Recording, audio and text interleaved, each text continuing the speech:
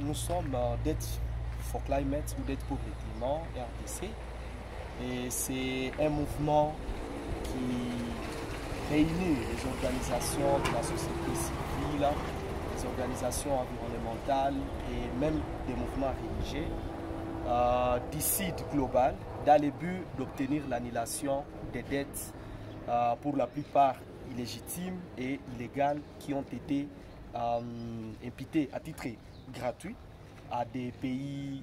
20 ans après l'existence du groupe de la Banque mondiale et du Fonds monétaire international, nous, en tant qu'un mouvement social militant pour la justice climatique dans les sites globaux et plus particulièrement en République démocratique du Congo, avons pensé que le bilan est largement négatif. Parce que les peuples congolais ne jouissent pas de l'abondance des ressources minières qui regorgent leur pays, et malheureusement les grandes puissances continuent à utiliser ces outils, les institutions internationales financières comme la Banque mondiale et le Fonds monétaire international, pour perpétuer le colonialisme. Et ce colonialisme s'explique par plusieurs paramètres.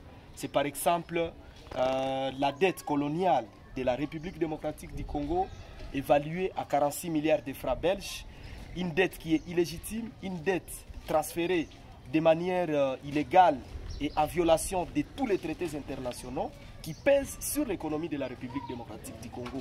Et au jour d'aujourd'hui, vous voyez par exemple la situation par rapport à l'inflation monétaire qui frappe notre pays et qui met plusieurs Congolais dans une situation de pauvreté, dans une situation de misère qui est devenue même le calvaire de tout un peuple qui aspire à un grand destin, et c'est inadmissible.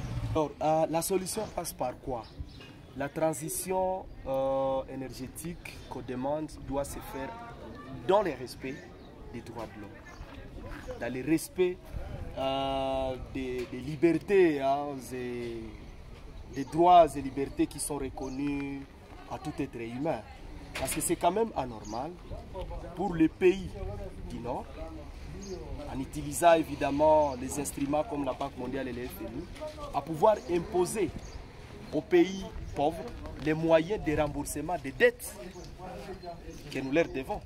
Ça, c'est injuste, parce qu'ils nous imposent l'extraction de nos ressources, l'extraction des combustibles fossiles, mais aussi l'extraction des minéraux. Et nous pensons que ces minéraux doivent rester dans les sols parce qu'ils ne profitent pas au peuple congolais, ils ne nous aident pas.